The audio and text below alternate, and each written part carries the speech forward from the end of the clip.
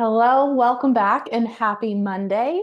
Today we are talking all about consistency. I feel like that's a term we talk about a lot and you probably hear a lot online. Like you need to be consistent, you need to be consistent. And it's something people struggle with a lot. So let's talk about what does that even mean? Yeah, and I personally, I feel like I just like work in examples and like that, like sometimes defining something and helping somebody actually understand what that means. I feel like it just works better with an example. So, if I'm talking to somebody about being consistent with a new habit that they're trying to create, um, if we're talking about like say exercise, Mhm.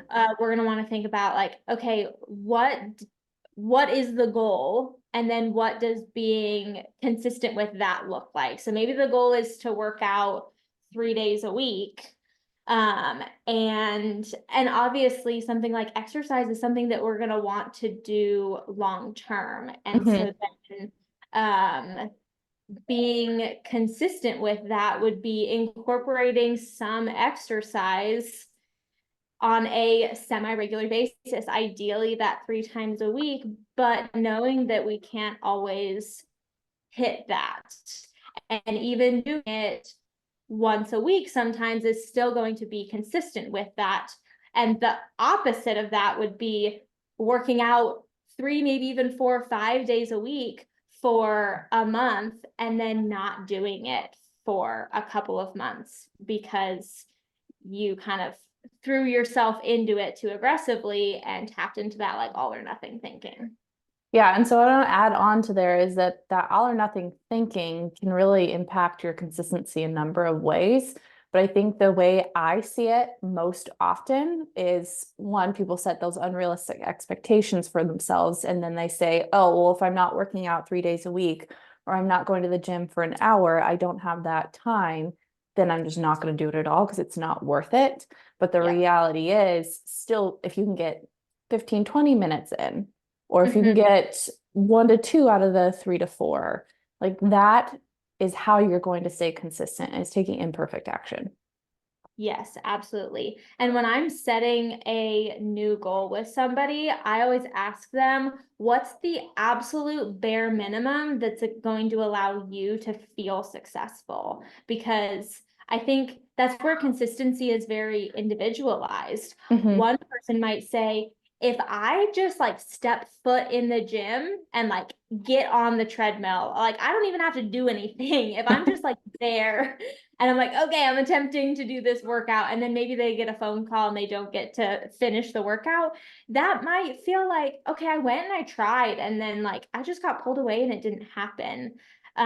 Whereas other people might feel like, okay, I need to do at least 10 minutes, in the 2 days a week Hmm. to feel like I'm being consistent with my exercise goal. So it's going to be individualized for everybody, but I think finding what that bare minimum is for you, and then continuing to do that long term, knowing that there are going to be phases when we're sick or life gets in the way and it's not always going to be perfect.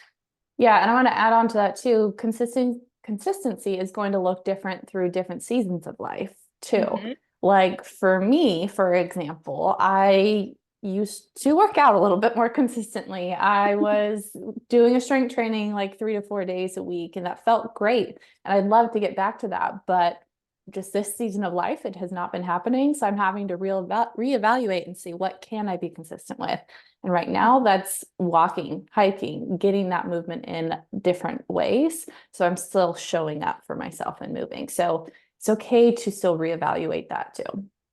Yeah, I love that because I'm in the same season of life where I'm like, woo, I would love to work out more and it's something that I miss. But what can I do? And for me, I've been doing like squats or little things like that while I'm like warming things up in the microwave. There you go. Yeah, get the movement in throughout the day.